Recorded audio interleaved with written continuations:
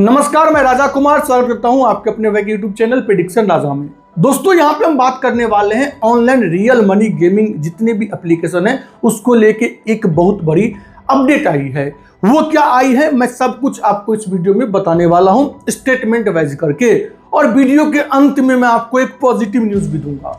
वो क्या होंगी उसके लिए आपको पूरा वीडियो देखना है, ध्यान रखनी है, आपको अपनी ओपिनियन भी कमेंट सेक्शन में शेयर जरूर करना है। अब आइए हम आपको अपने स्क्रीन पे कुछ बड़े पॉइंट्स लेके आते हैं और बताते हैं किन किन चीजों को लेके IT minister Ashwini Vaishnaw sir ने डिस्कशन की है। अब हम जो भी डिस्कशन करेंगे वो आपको मेरे साइड में दिख जाएंगे। यहाँ पे कहा गया है, IT minister Ashwini Vaishnaw has announced that India's online gaming act, the promotion and regulation of online gaming act will be implemented on October 1 2025। इनका कहने का क्लियर यहाँ पे थॉट है कि वो 1 अक्टूबर 2025 से ऑनलाइन गेमिंग बिल को इम्प्लीमेंट करने जा रहे हैं। अब यहाँ पे ये टारगेट किए हैं 1 अक्टूबर 2025 को, ध्यान रखिएगा। और इससे पहले जो मैंने कहा था ये बिल पास हुई है, कानून नहीं बनी है। 1 अक्टूबर 2025 से ये कानून बन सकता है। The new law bans all forms of online money games while promoting e-sports and online social games। इनका कहना है कि भाई हम ऑनलाइन रियल मनी गेम को तो बैन करेंगे, लेकिन ई स्पोर्ट्स को और सोशल गेम्स को प्रमोट करने वाले हैं। The minister stated that the rules for the act have been finalized after extensive consultation with industry stakeholders। इनका कहना है कि हमने इंडस्ट्री में जो भी स्टेक होल्डर्स हैं या फिर जिनके भी फैंटेसी ऐप वगैरह हैं उनके साथ हमने डिस्कशन की है, उसके बाद जाके हमने ये डेट को तय किया है। अब इसमें की provisions of the online gaming act, इसमें की प्रोविजंस क्या सब है? Ban on online money games, जहां पे पैसे की बात आ जाएंगी उन सारी गेम को हम बंद करने वाले हैं। हाँ, लेकिन इसमें उन्होंने कुछ पॉइंट्स को ऐड ऑन भी किया था, जैसे सब्सक्रिप्शन मोड वगैरह चालू रहेगा। अब उसमें फैंटेसी या पहले क्या लूप को लेके आएंगे वो देखने वाली बात होंगी।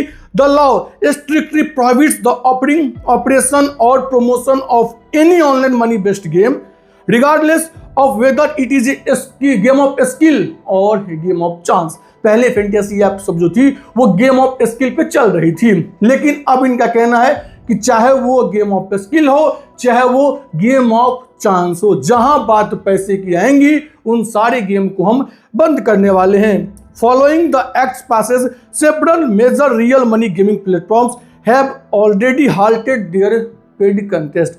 और इस रूल को फॉलो करते हुए ढेर सारे फैंटेसी ऐप ऐसे हैं जिन्होंने पेड कंटेस्ट ऑलरेडी बंद कर रखे हैं। इसमें सबसे पहला स्टेप लेते हैं ड्रीम 11 जैसी फैंटेसी ऐप।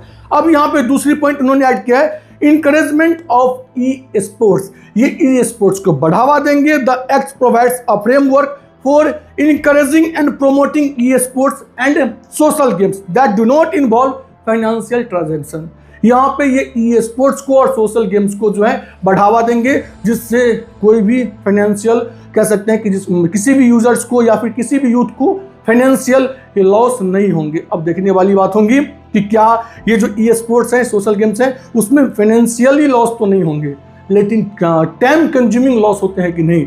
आप जस्ट ये मान के चलो, कोई ऐसी ई स्पोर्ट्स गेम है या फिर सोशल गेम्स हैं जो आपसे पैसा तो नहीं ले रही हैं, लेकिन अगर दिन के वो 10 से 12 घंटा आपका ले रहा है तो क्या वो फाइनेंशियल लॉस से बड़ी लॉस नहीं होंगी? अब यहाँ पे क्रिमिनल पेनल्टीज भी लगाए गए हैं। The law establishes significant penalties for those who violets it's provision. जो इसके प्रोविजंस को वायलेट्स करेंगे उनके लिए यहाँ पे जो है वो कह सकते हैं कि तगड़ी पेनल्टीज लगाए गए इनके अकॉर्डिंग। पहला चीज, ऑपरेटर्स एंड प्रोमोटर्स जो ऐप को रन करेंगे, चाहे वो गेमिंग ऐप हो चाहे वो बेटिंग ऐप हो, जिसको भी रन करेंगे उनके लिए individuals offering or promoting online money games can face up to 3 years jail and or a fine up to 1 crore rupees. अब यहाँ पे कहा गया है जो भी इस ऐप को रन करेंगे उनके लिए 1 करोड़ की पेनल्टी होगा, या फिर अगर वो पेनल्टी नहीं दे पाते हैं तो 3 साल की जेल होंगी। जो एडवर्टाइजर्स होंगे उनको जो है 1 साल की जेल होंगी या फिर 2 years की जेल होंगी। यहाँ पे साफ तौर पर दिया गया है, promoters and advertisers of such games can face a jail term of up to 2 years and a fine of up to ₹50 lakh. यहाँ पे या तो 50 लाख की पेनल्टी होंगी या फिर 2 साल की जेल होंगी। तीसरा जो मुझे लगता है कि यहाँ पे एक भारी चूक हुई है सरकार से, वो ये प्लेयर्स जो खेलेंगे, players of banned games will not be subject to punishment. अब देखिए गवर्नमेंट ये कह रही है कि आप जो खेलते हो ना, आपके लिए भैया कोई कानून नहीं है, क्योंकि आपको कोई भी पनिशमेंट मिलने वाला नहीं है अगर आप किसी बैंड ऐप के ऊपर भी खेलते हो। जस्ट लाइक अगर मान लो बैटिंग इंडिया में पूर्ण रूप से बैन है, पूर्ण तरीके से बैटिंग बैन है, अभी भी बैन है और 2 साल पहले भी बैन थी और उससे पहले भी बैन थी। तो आप मुझे बताओ, क्या आप में से आपके दोस्त, आपके फुफेरे भाई, आपके ममेरे भाई बैटिंग नहीं खेलते हैं? खेलते होंगे। मैं तो आज तक ने बैटिंग ऐप का प्रमोट किया हूं, ना इन फ्यूचर कभी भी करने वाला हूं। लेकिन आप मुझे सच बताओ, ऐसा बात है कि नहीं है? तो अगर इन्होंने बैन वर्ड लाया तो इनको बैटिंग के ऊपर पूर्ण रूप से बैन तो पहले भी था, अभी भी है, इन्होंने एक्शन क्या ली? और अगर कोई यूजर वहां पे खेलता है तो आप उन्हें पेनल्टी दो ना 5000 रुपीज की। अगर मान लो मैं एक यूजर हूं, मुझे डर होगा कि मैं अगर इस बैटिंग ऐप पे खेलूंगा और पकड़ा गया तो 5000 रुपीज हमको पेनल्टी देना पड़ेगा, तो मैं उस डर से नहीं भी खेलूंगा। लेकिन मुझे पता है मेरे ऊपर कोई पेनल्टी ही नहीं है, फंसेंगे जाएंगे तो ये बैटिंग ऐप वाले जाएंगे, आपका पैसा बहुत से बहुत वहां पे ब्लॉक हो जाएगा, आपका अकाउंट एक कंडीशन निकल के सामने आती है कि फ्रीज हो सकती है। इसी सब रीजन से मैं आज तक कभी भी आपको नहीं कहा कि बैटिंग वगैरह कीजिए, लेकिन यूजर भाई साहब जो यहाँ से हट के जाएंगे वो कहीं ना कहीं बैटिंग खेलेंगे, ये हम भी जानते हैं, ये सरकार भी जानते हैं और शायद ये बात आप भी जानते हैं। तो सरकार को इसको लेके कुछ ना कुछ करना चाहिए था।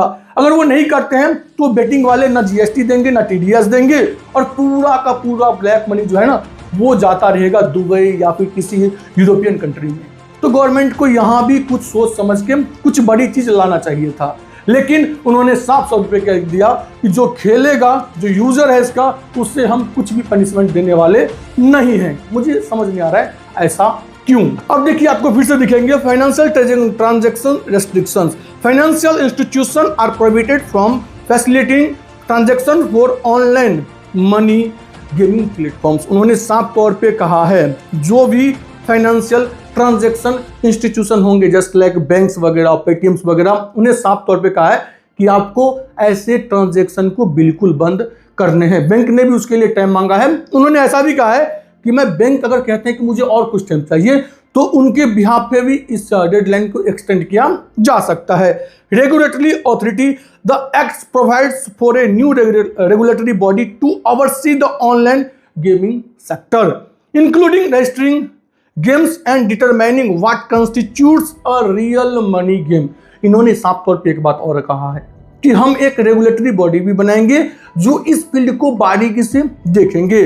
अगर मुझे इस फील्ड में कुछ रेगुलेशन करना पड़ा तो हम इस फील्ड को रेगुलेट करके कुछ नए तरीका से भी ला सकते हैं। बस उसके लिए फैंटेसी ऐप के साथ वो लास्ट टाइम मीटिंग एक और रखेंगे, वहां पे अगर कुछ पॉजिटिव डिसीजन आती है तो ठीक है, नहीं तो 1 अक्टूबर से आप ये मान लो कानून ये बन जाएगा। Jurisdiction the Supreme Court of India has directed that any challenges to the validity of the act be heard directly by the top court consolidating cases that were pending in various high courts। इनका साफ तौर पे कहना है कि जो ये supreme court का कि जो भी आपका हाई कोर्ट्स में केस है उसको ट्रांसफर कीजिए सुप्रीम कोर्ट।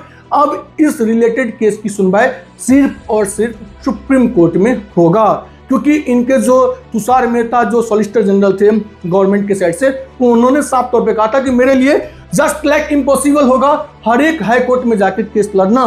तो हम चाहेंगे कि जिनको भी आपत्ति है इस बिल से वो सारे के सारे अपने केस को ट्रांसफर कराएं सुप्रीम कोर्ट में, वहां पे हम इस केस को जो देखेंगे। उनका एक बात और कहना था कि अब मान लो कि मध्य प्रदेश हाईकोर्ट जहां पे बूम 11 गई थी, वगैरह कैरम गई थी ये दिल्ली हाईकोर्ट में, उसके बाद 823 रमी गई थी कर्नाटका हाईकोर्ट में। अगर मान लो 2 कोर्ट इनके हित में डिसीजन देते हैं, 1 कोर्ट इनके अहित में डिसीजन देते हैं, तो फिर वो लोग क्या करेंगे।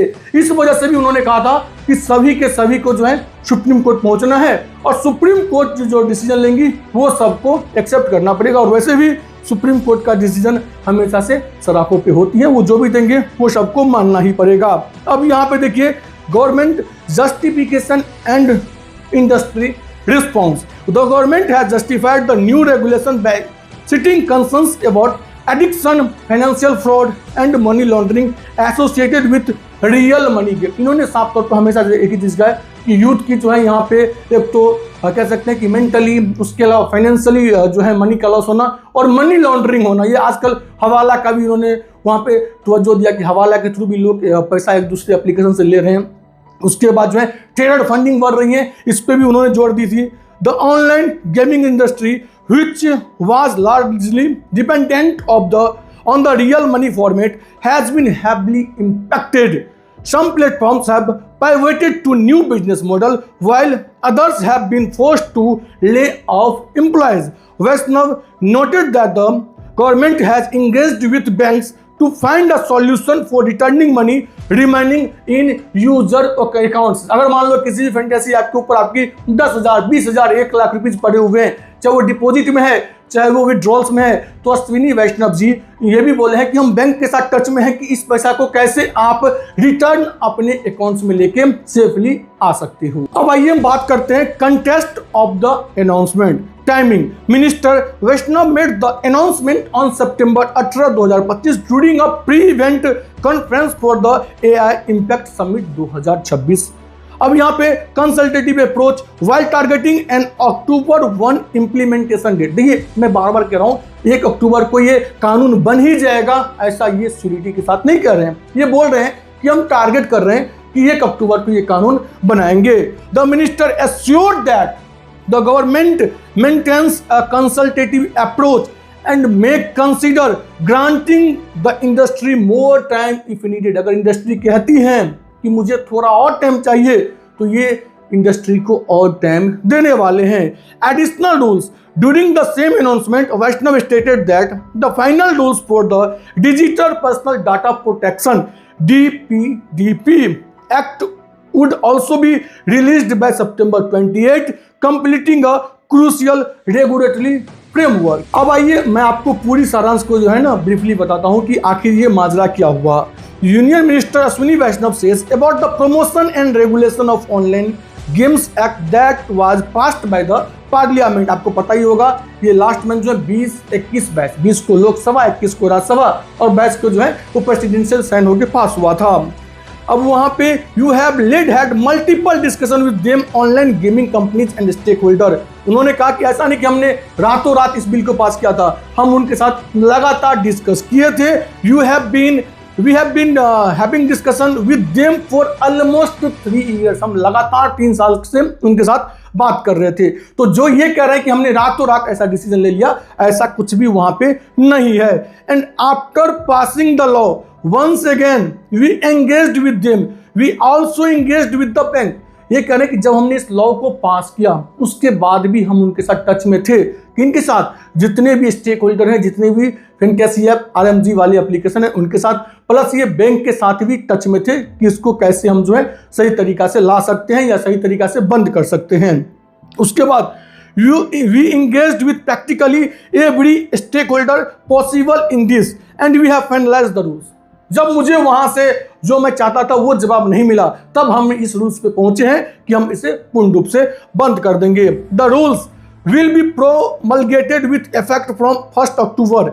ये 1 अक्टूबर से टारगेट कर रहे हैं कि इस बिल को प्रोमलगेटेड करेंगे, मतलब पास कर देंगे, कानून में बदलाव कर देंगे। एंड बिफोर दैट यहां पे आपको ध्यान देनी है, we will have 1 more round of discussions with the industry. इन्होंने एक बात और सबसे बड़ी पॉइंट यहां पे सामने रखी है कि 1 अक्टूबर से पहले भी हम ये जो इंडस्ट्री है उनके साथ एक डिस्कशन करेंगे और अगर कोई बीच का कह सकते हैं कि हल निकल के आ गया, सॉल्यूशन आ गई, तो हम उस पर काम कर सकते हैं। And in case they need some more time. अब उनका कहना है कि अगर हल निकल गई तो हम उसके ऊपर काम करेंगे, बट अगर हल नहीं निकली और उन्हें विड्रॉल वगैरह देने में कुछ और टाइम चाहिए तो हम उनको definitely look at a more consultative approach.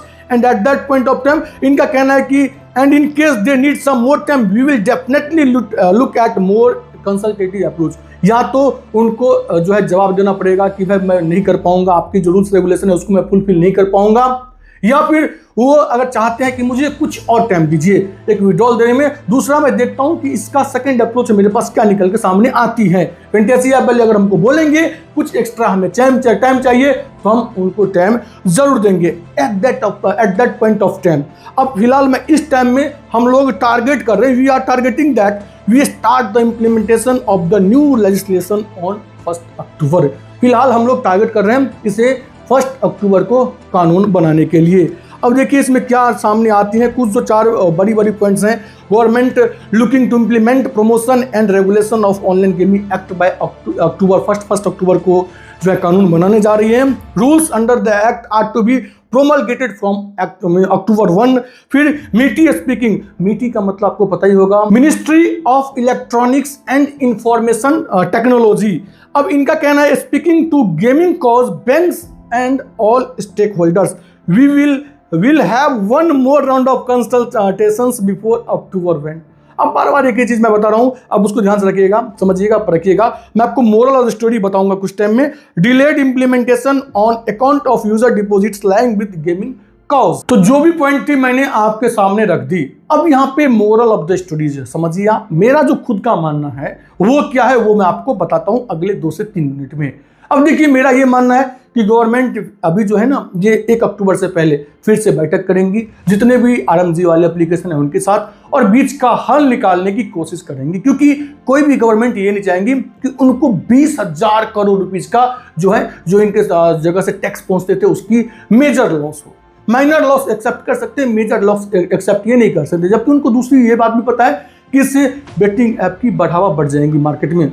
जब चाइना से ज़्यादा मेरे पास टेक्नोलॉजी नहीं है, यूएस से ज़्यादा हमारे पास टेक्नोलॉजी नहीं है, जब वो नहीं रोक पाए तो हमारे लिए बेटिंग्स को रोकना बहुत ही मुश्किल हो जाएगा। ये बात भी गवर्नमेंट को मालूम है। इस वजह से वो बीच का कुछ हल निकालने की कोशिश कर रहे हैं।